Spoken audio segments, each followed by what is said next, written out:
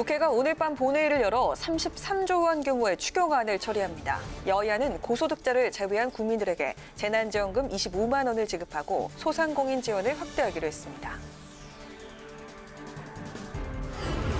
박병석 국회의장은 법사위원장 문제 타결을 위해 여야의 최종 중재안을 제시했습니다. 중재안은 여야가 전후반기 나눠 맡고 법사위의 체계자구 심사권을 폐지하는 내용인데 여야는 잠시 후 최종 단판을 지을 예정입니다. 고 노무현 전 대통령의 탄핵 찬반을 놓고 민주당 대선 경선 후보 간 네거티브 공방이 가열되고 있습니다. 국민의힘은 이준석 대표가 윤석열 전 검찰총장에 대한 압박 수위를 높이자 친윤석열계 의원들이 반발하며 정면 충돌했습니다. 청년 정치인의 시각으로 이슈를 분석하고 토론하는 청년 맞수. 오늘은 과거사 소환, 네거티브 공방으로 격화되고 있는 민주당의 대선 경선과 새로운 국면을 맞은 야권의 대권 경쟁 구도 등 달아오르고 있는 대선 정국에 대해서 짚어봅니다.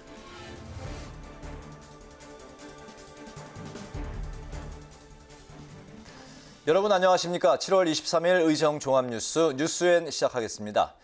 여야가 국회에서 2차 추경안을 처리하기로 한 시한은 오늘입니다. 여야도 재난지원금 지급 범위를 놓고 팽팽한 줄다리기를 이어갔는데요.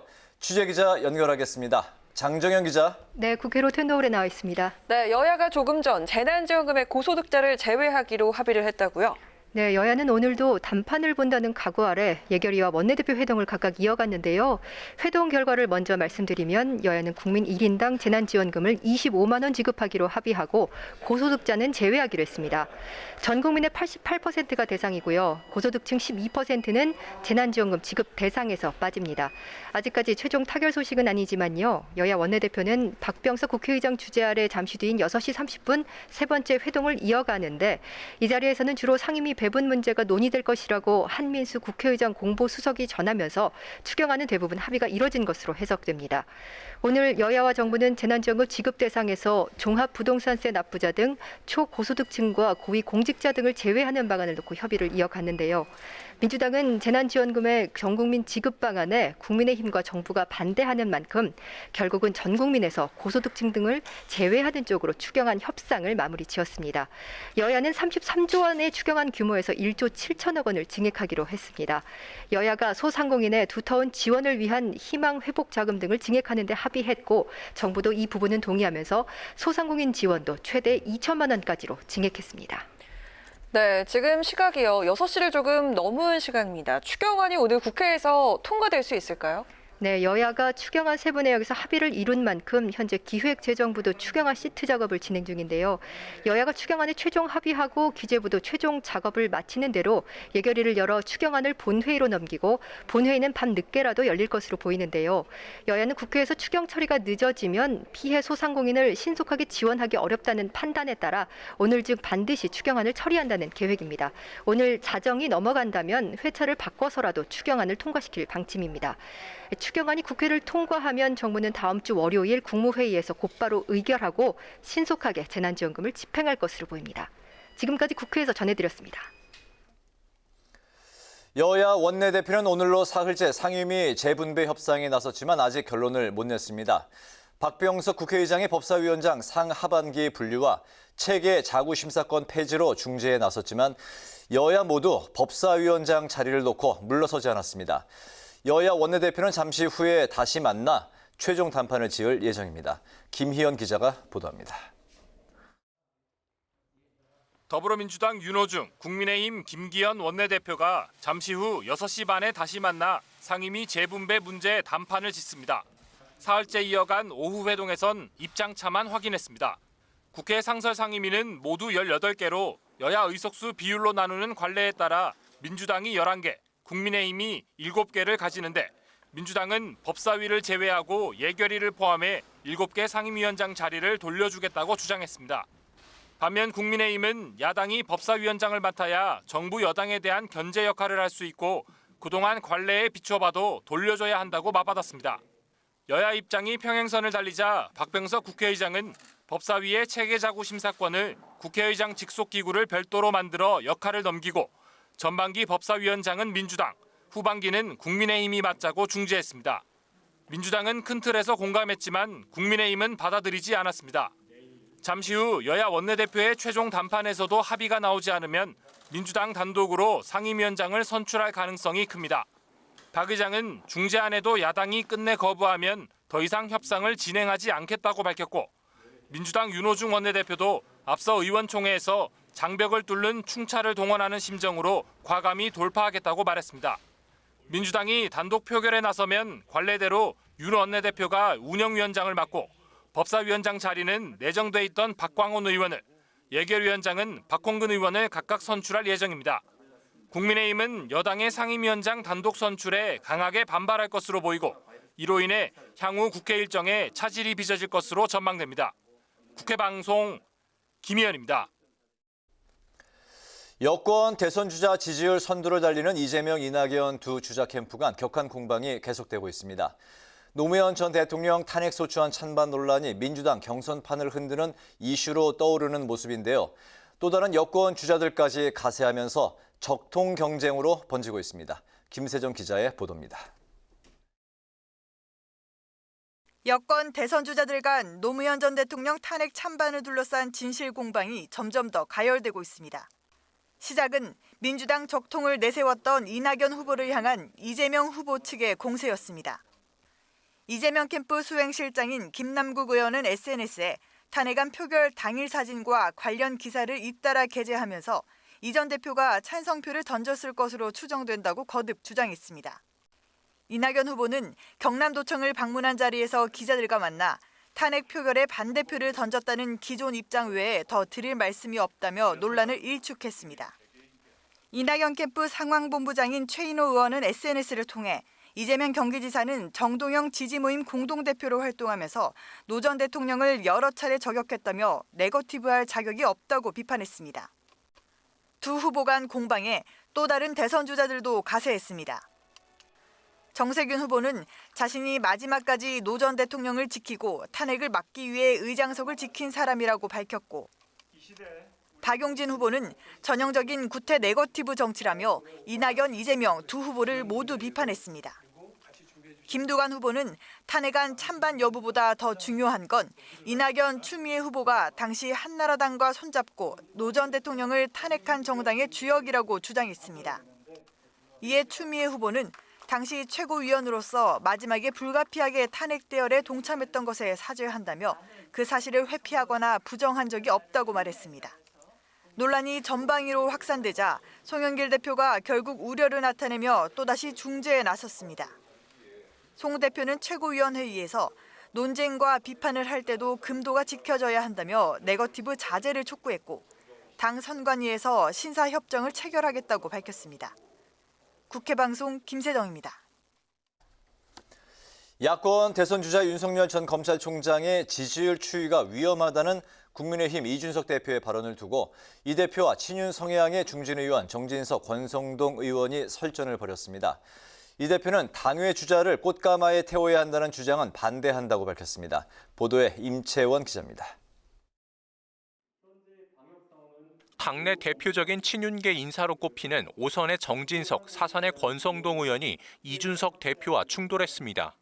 이 대표는 윤석열 전 검찰총장의 지지율이 위험하다고 진단하며 윤 전 총장의 정치 방향성에 우려를 표시했는데 두 의원이 공개 비판에 나선 겁니다. 정 의원은 윤 전 총장이 문재인 정권에 맞서 싸웠기에 4.7 보궐선거에서 당이 승리할 수 있었다며 윤 전 총장을 당이 보호해야 한다고 주장했습니다.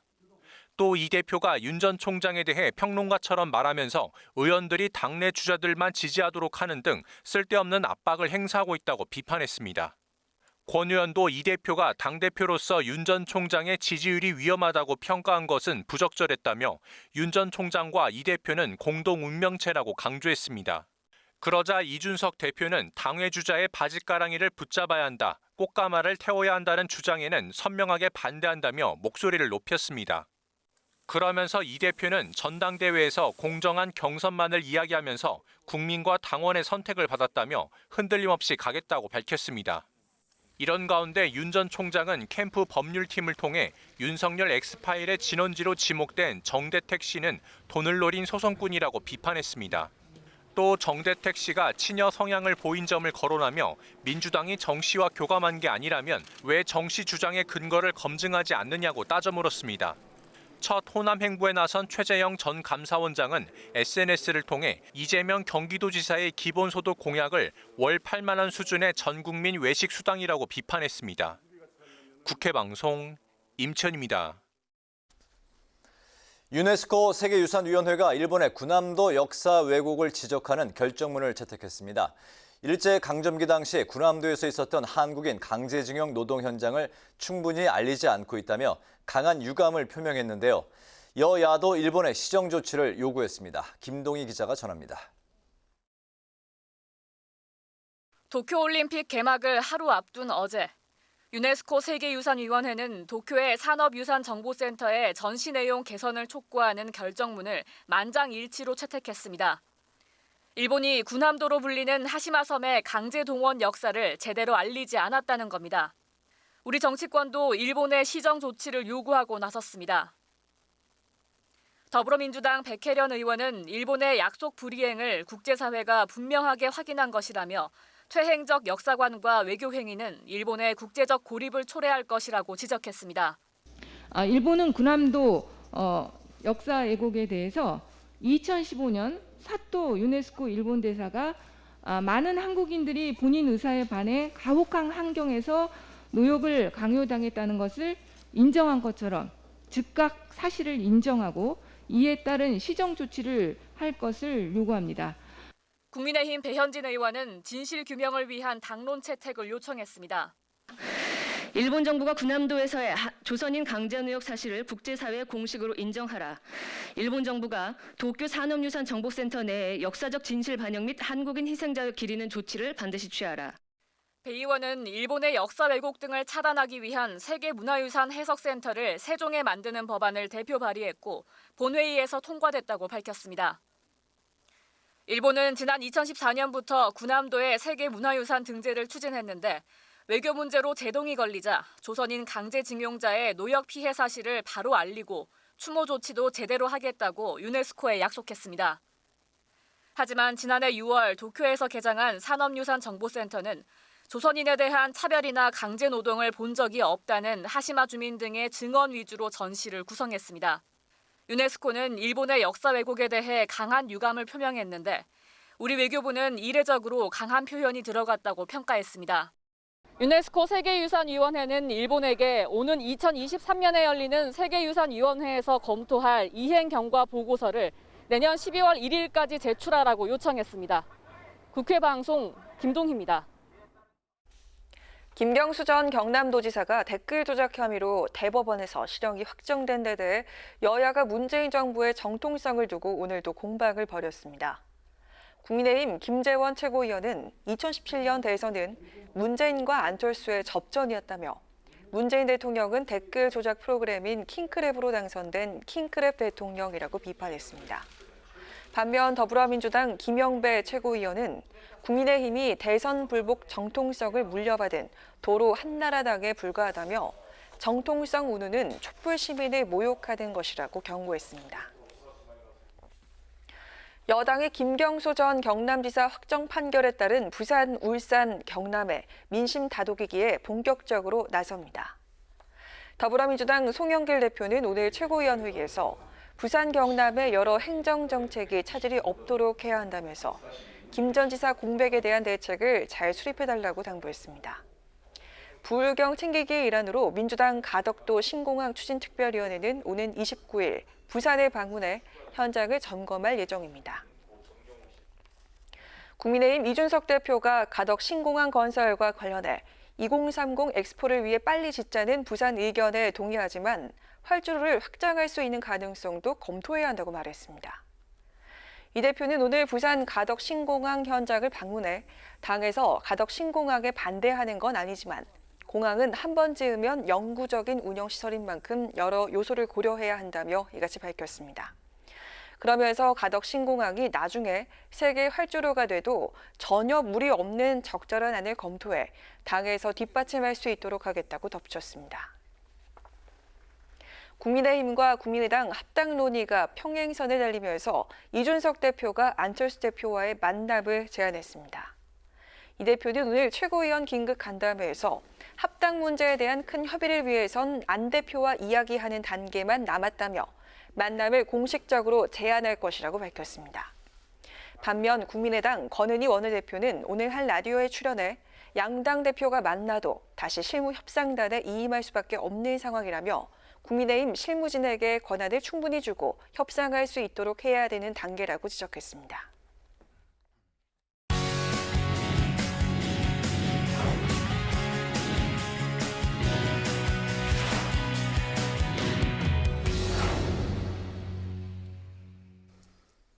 네, 오늘 이슈 분석 박지영 기자와 함께합니다. 박 기자, 어서 오세요. 네. 민주당 내 대권 지지율 1, 2위를 달리고 있는 이재명, 이낙연 대선 후보, 이 두 후보 간 네거티브 공방이 점점 뜨거워지고 있는데 그런 가운데 지난 2004년 당시 노무현 대통령 탄핵 사태가 지금 다시 소환이 되고 있네요. 그렇습니다. 이제 이낙연 전 대표가 이 노무현 대통령 탄핵 소추안에 찬성을 했냐 아니면 반대를 했냐 이걸 놓고 지금 공방이 계속되고 있는 건데요. 네. 이재명 지사 측은 이낙연 전 대표가 탄핵에 찬성을 했다고 주장을 하고 있는데 근거들은 이렇습니다. 당시 이낙연 전 대표 새천년 민주당 소속이었는데요. 새천년 민주당이 노 전 대통령 탄핵을 주도했던 정당이었다는 거고요. 이낙연 캠프 그 정무실장을 맡고 있는 윤현찬 의원 당시 동아일보 기자였는데 윤 의원이 당시 쓴 기사에도 이낙연 의원이 탄핵 찬성으로 선했다고 나온다는 겁니다. 이재명 캠프 수행실장인 김남국 의원은 자신의 SNS에 당시 사진을 공개하면서 탄핵 창선 주장에 힘을 실었는데요. 이 사진을 보시면 당시 열린우리당 의원이었던 송영길 대표가 이 한나라당 의원들에게 항의를 하고 있는 모습인데요. 김남국 의원은 이 전 대표가 이 무심히 쳐다보고 있는데 찬성한 게 아니라면 이 같은 행동에 대해 해명을 하라고 쏘아붙였습니다. 이재명 지사도 직접 인터뷰를 통해서 이낙연 전 대표가 탄핵에 찬성했을 것으로 본다고 말했고요.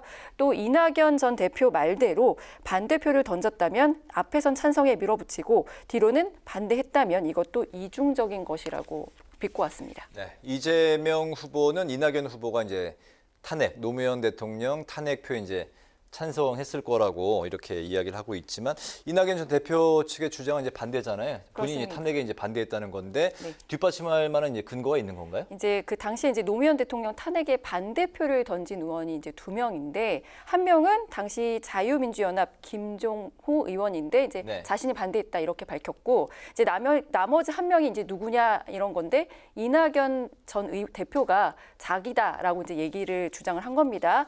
하지만 이제 이 당시에는 그 이름을 밝히지 않는 이 무기명 투표로 진행이 됐기 때문에 네. 사실 여부를 지금 이제 확인하기는 좀 어려운 상황인데요. 윤현찬 의원도 이낙연 전 대표가 찬성이라고 돌아섰다는 당시 자신의 기사에 대해선 탄핵 표결 전 예측 기사였다고 반박을 했고요. 이낙연 캠프 수석 대변인을 맡고 있는 오형훈 의원도 이 객관적인 사실에 대한 본질을 외면한 채 꼬투리를 잡아서 비방을 하고 있다면서 이낙연 전 대표가 반대표를 던진 것이 팩트라고 주장을 했습니다. 네.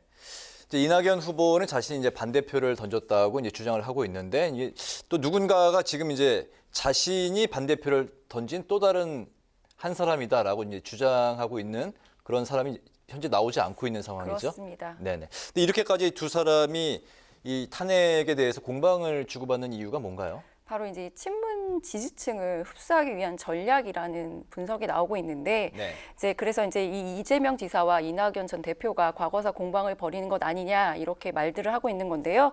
이제 이재명 지사 같은 경우는 그동안 좀 친문 지지층에게 반감을 샀던 이제 후보였기 때문에 네. 지금 이제 친문 지지층을 끌어안아서 이제 본경선에서 압승을 하겠다 이런 좀 전략으로 좀 보이고요. 이렇게 된다면 지지율 상승세를 타고 있는 이낙연 전 대표의 추격도 좀 견제를 할 수 있을 것으로 보입니다. 이제 반대로 이낙연 전 대표도 이제 사면 발언으로 두 대통령 사면 발언으로 좀 친문의 미움을 샀었는데 친문 지지층이 이제 확대가 된다면 이재명 지사의 그런 지지율을 좀 추격하는 데도 수월해질 것으로 보이는데요. 이제 민주당 그 대선 본경선이 네. 28일 TV 토론으로 이제 다시 재개가 되는데 이 두 후보 간의 이런 치열한 네거티브 공방은 TV 토론에서도 계속될 것으로 보입니다. 28일 TV 토론 2주 후 이제 토요일이 되겠군요. 그렇습니다. 네, 알겠습니다. 향후 그 정치 행보가 궁금해지는 대권 주자가 이제 또 있는데 김동연 전 경제부총리가 여권과 힘을 합칠 수도 있다. 뭐 그런 가능성을 열어뒀어요? 그렇습니다. 이제 그동안 이제 김동연 전 경제부총리는 이제 야권 쪽 대선 주자로 좀 분류가 돼 왔었는데 네. 오늘 그 김 부총리가 한 라디오 방송에서 이렇게 말을 했습니다. 이 민주당과도 함께 할 수 있느냐 이렇게 질문했더니 이쪽이든 저쪽이든 환골탈태를 한다면 힘을 합칠 수 있다고 한 건데 직접 들어보시죠. 어느 당에서 우리는 다선 금지시키겠다. 우리는 중위소득의 2배 정도 이내에서 월급 받겠다. 예. 우리는 보좌관수 제한하겠다. 우리는 이런 식으로 뭔 특권 내려놓겠다. 그런 정도의 자기를 내는 엄청난 환골탈태를 먼저 하는 쪽이 국민의 지지를 받을 겁니다. 그렇다고 해서 김 전 부총리의 제3지대 형성 가능성이 사라진 건 아닙니다. 이제 조정원 의원이 있는 시대전화 합류설을 부인을 했고요. 김 전 총리 이 새로운 정치 세력이 필요하다는 것은 특정 정당을 지칭하는 것은 아니다라고 말했습니다.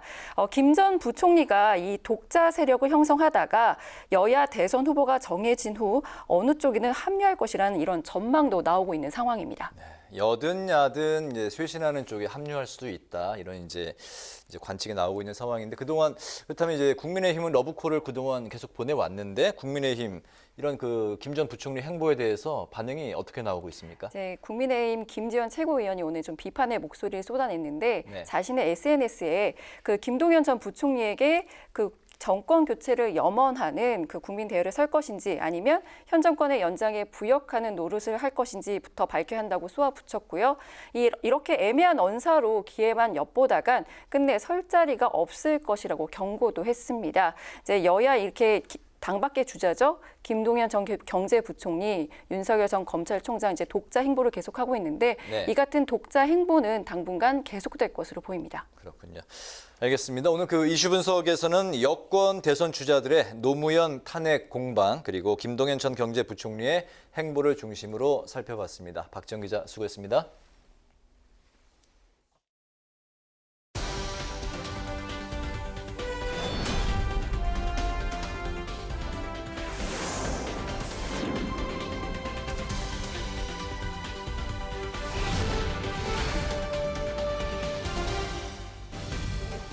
강하랑의 정치톡 시간입니다. 7월 23일 시선을 집중시킨 정치 뉴스 만나보시죠. 오늘의 첫 번째 정치톡은 노회찬 3주기 추모 물결입니다. 고 노회찬 의원 서거 3주기를 맞은 오늘 정치권에는 떠나간 고인을 회고하며 애도하는 메시지가 물결을 이뤘습니다. 가장 먼저 노 의원이 창당의 주역으로 몸담았던 정의당은 같이 삽시다. 그리고 같이 잘 삽시다 라며 늘 약자와 함께했던 노회찬의 정치를 이어가겠다고 다짐했습니다. 노회찬 의원께서 우리 곁을 떠나신 지 3년이 지났습니다. 무척이나 그립습니다. 오늘 3주기는 노회찬이 멈춘 그 자리에서 정의당은 얼마나 투명인간 곁으로 다가갔는지 노회찬을 넘어 당당하게 앞으로 나아가고 있는지 성찰하고 또 다짐하는 시간이기도 합니다. 민주당에서도 고인을 추모하는 글들이 이어졌는데요. 여권의 대선 주자인 이재명 경기지사는 SNS를 통해 늘 부러웠다. 저보다 훨씬 더 세상을 사랑하고 보통 사람의 서름에 분노하셨을 노 대표라며 일하는 사람들이 존중받는 세상, 투명 인간들을 위한 정치를 기필코 이뤄내겠다는 다짐을 3주기 영전 앞에 올린다고 밝혔습니다. 또 한 명의 대선 주자죠. 정세균 전 총리도 보호받아야 할 인간의 인권과 존엄은 격차와 불공정으로 이어지고 있다며 님과 제가 꿈꾸던 세상을 함께 뚜벅뚜벅 걸어가겠다라고 약속했고요. 민주당 송영길 대표 역시 시간이 지날수록 노 선배 빈자리가 정말 커 보인다. 참 그립다며 정치 연설의 달인 노 선배 입담은 당대에 따를 사람이 드물었다라고 고인을 추억했습니다. 노회찬 의원 서거 3주기를 맞아 추모제 일환으로 평등하고 정의로운 나라를 꿈꿨던 그의 삶을 조명하는 다큐멘터리 영화 노회찬 6411도 오는 9월에 개봉된다고 하죠. 6411은 노 의원이 생전에 언급한 6411번 버스 연설에서 따왔다고 하는데요. 노 의원이 여전히 그리운 오늘 6411번 버스를 타고 우리 곁으로 오는 그를 만나보는 것도 좋을 것 같습니다. 이어서 오늘의 두 번째 정치톡은 국민과 소통하는 열린 공간입니다. 야권의 유력 대선 주자인 윤석열 전 검찰총장이 오늘 대선 캠프 공식 홈페이지 율러브닷컴을 개설했습니다. 윤 전 총장은 자신의 SNS를 통해 여러분과 더 가까이 만나고 저에 대해 더 많은 것을 알려드리기 위해 홈페이지를 만들었다며 공개하기 부끄럽지만 예전 모습과 소소한 이야기들이 담겼다고 밝혔습니다.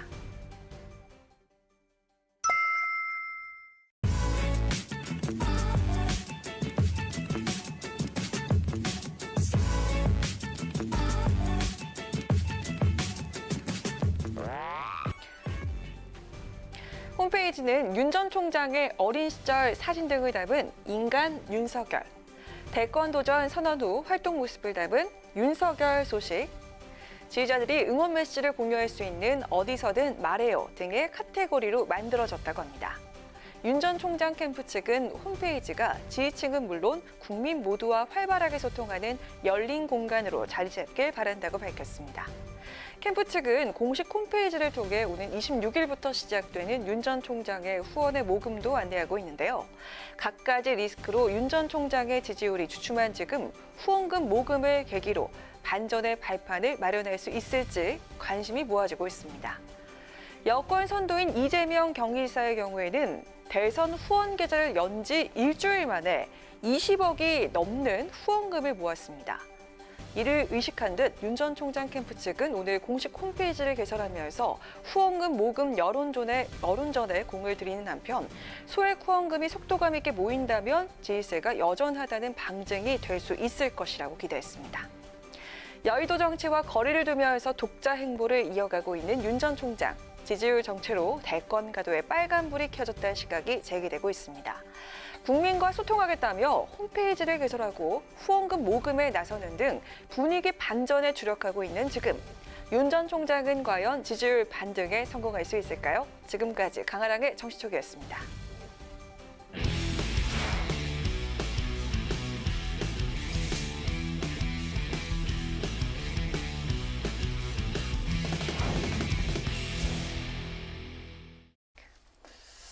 네, 이번 순서는 청년 정치인의 시각으로 정치권 이슈를 분석하고 토론해보는 뉴스엔 청년 맞습니다. 남다른 관점으로 날카롭고 뜨거운 토론을 펼쳐주실 두 분, 권지용 전 더불어민주당 청년 대변인, 김재섭 국민의힘 대선 경선 준비위원 두 분 나오셨습니다. 두 분 어서 오십시오. 네, 안녕하세요. 네.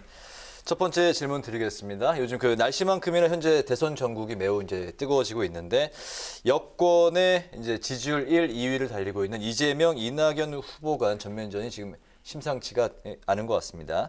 노무현 전 대통령 탄핵 공방 그리고 적통 논쟁까지 이제 불거져 나오고 있는데 청년 정치인의 시각 먼저 듣겠습니다. 권 대변인님. 저는 이게 분명히 이제 경선 과정의 이야기거리긴 하나 국민들이 바라는 경쟁은 아닌 것 같아요.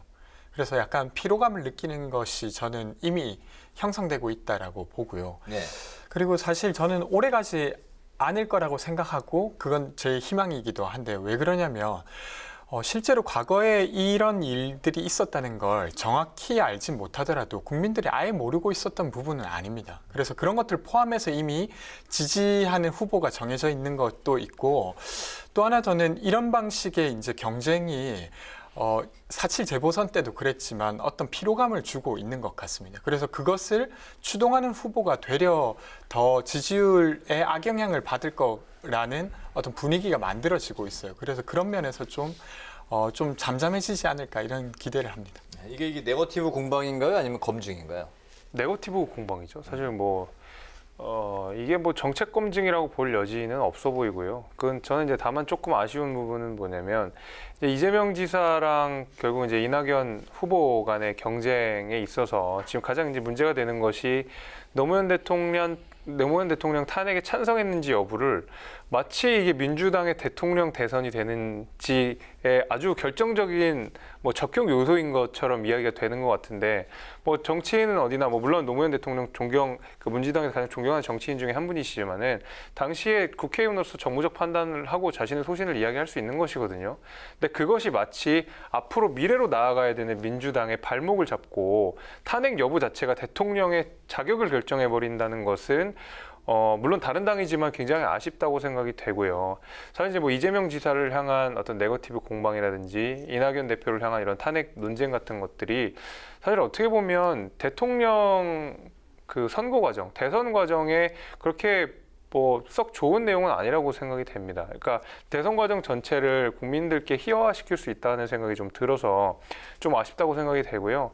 그러니까 이제 지도부까지 나서서 이제 신사역정을 하자라는 말씀을 하시는 것 같은데, 결국 이게 지지자들 손에서 먼저 일어나는 거 아니겠습니까? 네거티브가 후보가 직접 이야기하는 경우는 없지만 지지자들이 이런 식으로 상대방에 대해서, 상대 진영에 대해서 공격을 하고 후보가 그것을 용인하거나 방관하거나 묵인하면서 은근하게 자신의 정치적 이익들을 취하는 것은 후보로서도 무책임한 일이다라는 생각이 좀 듭니다, 저는. 네, 이낙연 후보 측의 반격도 만만치가 않은데요. 이재명 후보 약점인 형수 폭언을 거론했고요. 해경군 김씨 의혹도 재소환된 모습인데 이 부분은 어떻습니까? 뭐 앞서 말씀드린 내용이랑 거의 비슷합니다. 그러니까 굉장히 뭐 어떻게 보면 윤리적으로는 국민들께서 납득하기 어려운 문제이긴 하겠죠. 근데 뭐 추가적으로 뭐 욕설 내용이 공개가 되었다고는 하지만 전반적으로 이재명 지사가 당시 이제 경기도지사를 하면서 대부분 검증이 됐던 내용인 것이고, 플러스 그냥 추가적인 내용들이 좀 나왔을 뿐이지 본질적으로 다른 내용들이 확 뭔가 등장한 것은 아니거든요. 근데 약간 이게 이낙연 캠프 쪽에서는 이것이 호재다라는 방식으로 이걸 대응을 하고 있는 것 같고, 마찬가지로 이재명 지사 역시도 이재명 지사 캠프 쪽에서는 이낙연 대표의 탄핵 여부를 뭔가 대통령이 되어서는 안 되는 결정적인 이유로서 계속 공격을 하고 있기 때문에 과연 이게 대통령 뽑는데 일어나야 되는 논쟁인가, 계속 저는 비판적 시간을 가질 수밖에 없다고 생각합니다. 네. 저도 이 부분에 있어서는 김재섭 위원의 의견에 공감합니다. 그러니까 사실 저는 이게 좀 자극적인 이야기거리라서 이야기하긴 좋지만 이것으로 인해 맨 마지막에 경선 후보를 누굴 결정하는가에 있어서 이 요소로 결정할 거라고 생각하진 않아요. 되려 이제 궁금한 건 이런 것이겠죠. 정권을 재창출하려고 하는 여당 후보의 입장에서 문재인 정부의 부족함을 얼마나 더 잘 인정할 것인가, 혹은 아니면 그것을 어떻게 보완해낼 것인가가 본선 경쟁력의 핵심이고, 그래서 그것을 잘할 수 있는 후보를 민주당원 분들도 그리고 선거인단을 참여하신 분들도 최종적으로 그렇게 결정할 거기 때문에 이런 논쟁을 계속 이끌어가는 캠프는 아마 외면받을 거라고 저는 생각합니다. 형수 폭언 파일이 이제 이낙연 후보 캠프 측에서 이제 나왔고, 노무현 탄핵 찬성표냐 이제 반대표냐 그 논란은 또 이제 이재명 캠프 쪽에서 나왔는데, 사실은 이게 여야 대선 후보 간에 이제 나중에 최종 단판이 있을 때 상대방 진영에서 이렇게 좀 거론을 해야 될 만큼의 센 공격들인데, 앞으로 이제 민주당 TV 토론이 28일 처음으로 있고 10여 차례 이제 있을 굉장히 많이 TV 토론이 열릴 텐데 이 논쟁들이 굉장히 이제 많이 오고 갈 것 같습니다. 어느 후보에게 더 타격이 있을 것 같습니까? 저는 둘 다에게 별 타격은 없을 거다 이렇게 봅니다. 타격이 없을 것이다. 되려 이제 민주당 차원의 타격은 있겠죠. 그걸로 이제 서로 이야기하는 모습 자체가 악영향을 미치긴 하지만 후보들 각각에는 별로 영향을 미치지 않을 거라고 생각하는데, 왜 그러냐면 사실 이 내용이 없었던 내용이거나 아니면 국민들이 모르고 있는 내용이 아니기 때문에 재소환된 거죠. 네, 그냥 이야기가 시작되면 또 저 이야기를 하는구나 정도로 넘어가지 뭐 더 이상 뭐 지금 지지율에 영향을 미칠 것 같지는 않습니다. 그 당사자인 두 후보 간의 그 타격보다는 민주당 자체가 타격을 받을 것이다라고 말씀하셨어요? 뭐 아무래도 저는 그렇다고 생각을 합니다. 뭐 두 후보한테 유리할 게 없는 내용들이기 때문에 그 두 후보가 공방을 하는 동안 사실 그 어부지리는 국민의힘에게 있는 것이죠. 다만 이제 뭐 그 이낙연 의원과 그다음에 이재명 지사 간의 공방에 있어서 누가 더 손해냐라고 생각을 하면 저는 개인적으로는 이낙연 전 대표가 더 손해일 거라는 생각은 좀 있습니다. 왜냐하면 특히 그 김대중 노무현 정부를 잇는 그 문재인 정부까지 4기 민주당 정부라는 방식으로 이렇게 말하자면 적통성을 계속 이야기하고 있는 와중에 저는 이제 적통성이라는 것도 굉장히 이상하다고 생각이 되지만 21세기 민주정당에서 이 혈통 운운, 적통 운운하는 것이 굉장히 이상하다고 생각이 되지만 어쨌든 간에 이낙연 대표 스스로가 자기는 그 민주당의 정통을 이어받는 정부를 이야기를 하고 있는 와중에 사실 그 자신의 정통성을 부인하게 될 만한 그걸 부정당하게 될 만한 이슈들이라서 개인적으로 이재명 지사와 이낙연 의원 간의 경쟁 관계에서는 이낙연 의원이 조금 더 손해가 아닐까라는 생각이 듭니다. 네. 어쨌든 이 뭐 노무현 탄핵 그리고 또 적통 논쟁 이건 다 친문표를 흡수하기 위한 그런 전략인 거죠. 네, 그렇죠. 네. 근데 이제 그게 휘발성이 높은 화제긴 해도 역시나 마지막 선택은 본선 경쟁력을 중심으로 저는 선택할 거기 때문에 그걸 계속 이끌고 가는 게 후보 자체에게도 별 도움은 안 될 거라고 생각합니다. 알겠습니다. 다른 주제로 이제 또 넘어가겠습니다. 그 이재명 후보는 그 자신의 이제 브랜드인 기본소득에 대한 구체적인 청사진을 이제 어제 제시를 했습니다. 임기 내 전 국민에게 연 100만 원 그리고 청년들에게는 연 200만 원을 이제 지급하겠다는 게 이제 주요 골자인데 두 청년 정치인 어떻게 평가하십니까? 저는 좀 긍정적인 영향을 그러니까 반향을 일으키고 있다고 생각합니다. 그러니까 처음에 기본소득이 이야기될 때 우려되었던 게 모든 복지 정책을 없애고 기본소득만 하게 되면 실제로 복지 정책에 필요가 있는 부분을 어떻게 감당할 거냐 이런 질문이 있었습니다. 근데 이번에 발표한 것을 보면 처음부터 전격적으로 기본소득을 다 하는 것이 아니라 부분적으로 시작하고 소액으로부터 시작하기 때문에 한 20조 원의 재원만 있으면 일단 시작해 볼 수 있다. 이렇게 이제 이야기한 거거든요. 그러면 기존에 있었던 복지 체계를 없애지 않고 기본소득을 추가하는 방식입니다. 그리고 그 재원의 규모가 그렇게 크지 않기 때문에 사실 기본소득이 처음 이야기될 때 저게 될까? 정말로 어떤 국가 차원으로 가능한가라는 질문이 있었는데 그것 역시도 일정 정도 해소해서 물론 앞으로 논쟁은 있겠지만 저는 좀 긍정적으로 시민들이 이해하고 있는 건 아닌가 이런 생각은 들었습니다. 네. 저는 조금 다르게 봅니다. 그 기본소득 자체에 대해서 반대를 하는지 여부와 과연 이걸 어떻게 이룰 수 있는지를 판단하는 것은 좀 다른 얘기인데 저는 이제 기본소득 전체는 기본소득 자체만 놓고 보면 장기적으로는 이루어져야 되는 일이라고 생각합니다. 결국 산업구조가 완전히 바뀌고 있기 때문에 기본소득의 필요성이 대두가 되어 있고 그리고 국민의힘의 정강정책에도 기본소득을 지향한다고 분명히 못 박혀 있습니다. 거기에 대해서는 부인하고 싶지 않지만 기본소득이라는 무거운 주제를 던지기 위해서는 재정개혁이라는 반드시 그 치러야 되는 선행과제가 있거든요. 재정개혁이 사실 어려운 겁니다. 재정개혁이라고 하는 것이 결국에는 공무원 수도 줄여야 되고 부처 간의 어떤 통폐합이라든지 이런 말 그대로 부처 간의 다이어트가 돼야 되는 부분인데 사실 여기에 대한 정치적 저항이 만만치 않을 것이거든요. 기본소득 나눠주는 것 자체는 누가 싫어하겠습니까? 다 좋아하는데 그럼 그만큼의 재정 확보를 할 수 있느냐라고 물어봤을 때 이재명 지사가 내놨던 안들을 잘 지켜보면 사실 마땅하게 그렇게 분명한 청사진이 보여지진 않고 있습니다. 대개 한 지금 100만 원 기준으로 하면 한 연간 50조 원 정도가 들어간다는 것인데 그중에 한 25조 원 정도는 뭐 재정 개혁을 하겠다라고 얘기했는데 구체적인 청사진은 없는 상황이고 나머지 25조에 대해서는 조세 감면분을 활용해서 한다고 하는데 조세 감면분을 25조로 어떻게 줄일 것인지에 대한 논의는 사실 전혀 없습니다. 결국 그 조세 감면분이라는 것이 투자와 소비를 활성화하기 위해 일정 부분 우리가 세금의 혜택을 주는 것인데 여기에 대해서는 어떤 식으로 하겠다는 청사진도 없이 그냥 기본소득만 하겠다라는 것은 어떻게 보면 무책임한 일이 아닌가 저는 그렇게 생각합니다. 네, 또 다른 대선 주자 추미애 후보도요. 오늘 대선 1호 공약을 발표했습니다. 사람이 땅보다 높은 세상을 만들겠다는 부동산 정책인데요. 지대개혁을 1호 공약으로 내세웠습니다. 어떻게 평가를 하십니까? 글쎄요, 이제 그 추미애 후보 같은 경우에는 소위 말하는 토지 공개념을 굉장히 중요하게 생각하고 다뤘던 후보로 알려져 있습니다. 그러니까 이 토지 공개념 자체에 대해 좀 비판을 하자면 결국 이 토지공 개념을 하고자 하는 추미애 후보의 목적은 집값 안정, 뭐 부동산값 안정 아니겠습니까? 집값을 올리지 말자고 하는 것인데 네. 거기에 나오는 불로소득은 전부 세금으로 걷는다라고 하는 것은 집값을 안정시키는 순간 사실 그 이상의 금액을 세금으로 거둘 수 없게 되는 것이군요. 말하자면 피자를 동시에 들고 있으면서 먹을 수 없는 것처럼 기본적으로 토지공 개념이라고 하는 개념이 가지는 문제점이 거기서 비롯이 되는데 그 토지공 개념을 바탕으로 지대 개혁을 한다는 것은 사실 우리가 이 지대로서 부동산으로서 형성되어 있는 여러 가지 금융 시스템 같은 것들을 전부 흔들 수 있기 때문에 저는 굉장히 위험한 접근이 아닌가 저는 그렇게 생각합니다. 위험한 접근이다. 저는 이제 새로운 제도가 도입되는 데 있어서 여러 가지 어떤 논의해야 될 지점 분명히 있을 거라고 생각합니다. 근데 저는 이 제안이 아주 긍정적이라고 생각하는데요.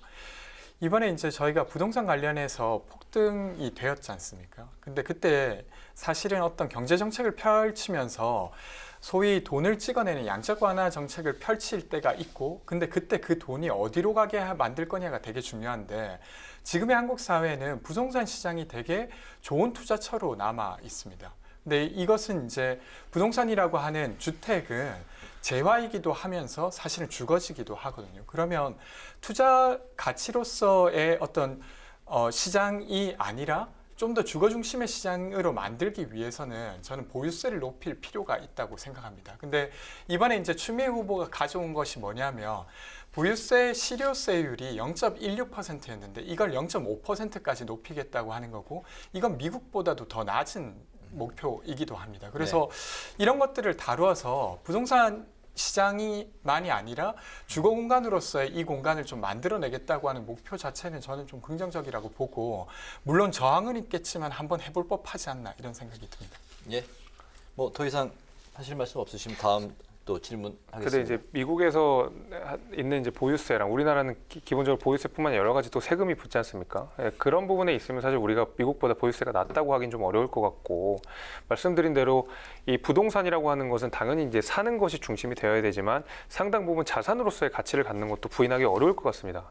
이것을 자산의 가치를 부인하게 되면 사실 아까 말씀드린 대로 자산을 기반으로 한 여러 가지 금융 시스템들이 잡혀 있는데 금융 시스템의 근간 자체를 흔들 수가 있거든요. 근데 그런 문제를 제가 지적을 좀 드리겠습니다. 네, 알겠습니다. 다음 질문 드릴게요. 민주당 내 이제 그 대선 주자들 간의 네거티브 공방, 이제 과거사 문제로 자꾸 이제 발목이 잡히는 그런 이제 모양새라고 앞서도 이제 말씀드렸는데, 이번에 그 추미애 후보 또한 또 그 과거사로 발목이 이제 잡히고 있는 상황인 것 같아요.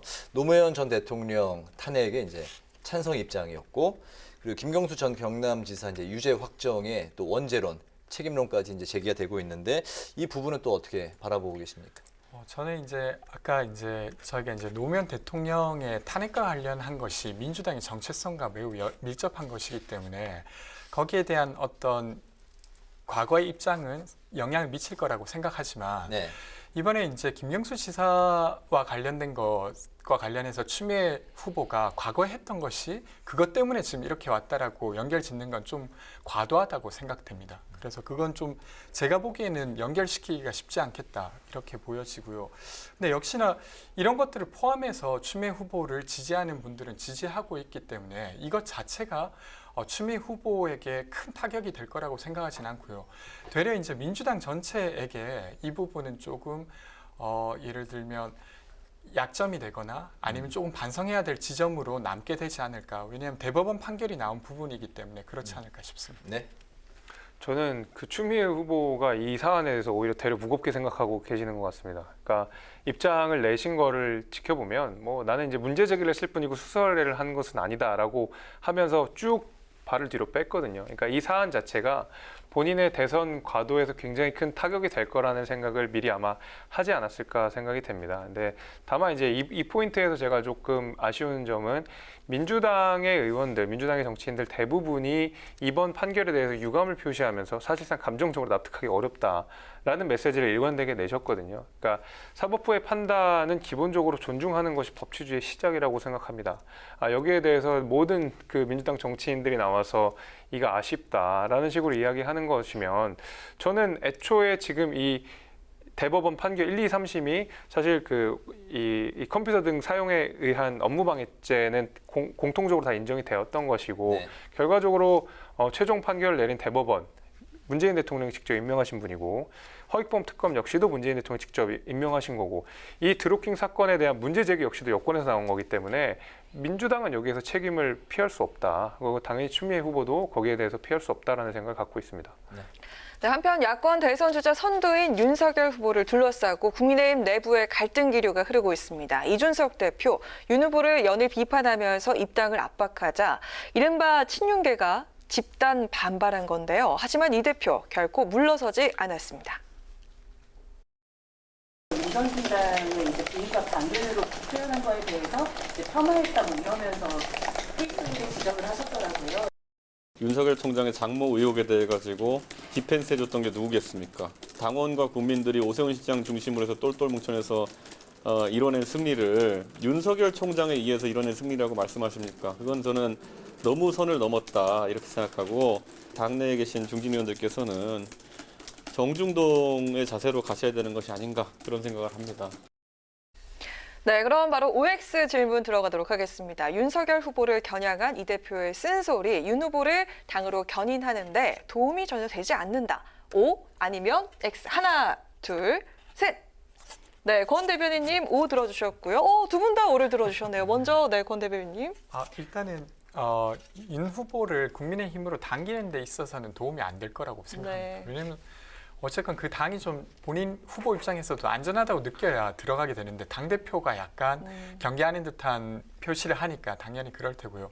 근데 또 다른 면으로는 저는 이준석 대표께서 이야기하신 부분이 아예 이해되지 않는 건 아닙니다.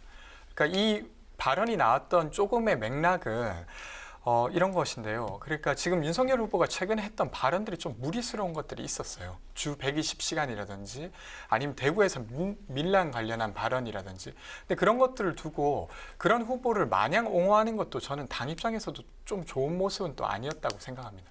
그런 맥락에서 이런 이야기들이 좀 나온 것도 저는 있다고 생각합니다. 네. 지금 O는 도움이 되지 않는다인 거죠? 네. 저도 도움이 크게 안 될 거라고 생각을 하는 것이 그러니까 그 윤석열 후보 같은 경우에는 국민의힘이라는 어떤 둥지가 굉장히 안정적이고 내가 가서 어떤 이득이 있겠다라는 판단이 서야 입당을 하지 않겠습니까?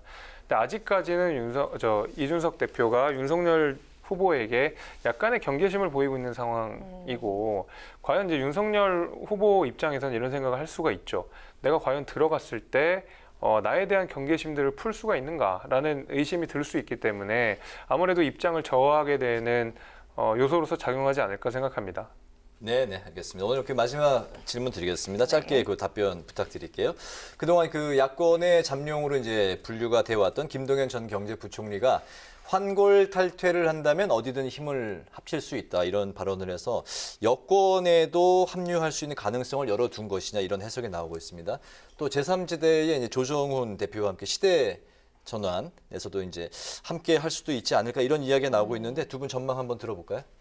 저는 이분이 어디로 갈지 딱 알지는 못하지만 근데 이분이 좀 등장하고 있고 그것은 대선판에 좋은 영향을 미칠 거라고 생각합니다. 그러니까 지금의 대선판은 정권 재창출과 정권 교체로 확 쏠려 있어요. 근데 이것으로 해소되지 않는 어떤 중도층의 마음 같은 것을 좀 대신해서 이야기해주는 집단이 되지 않을까 이런 생각이 듭니다. 네.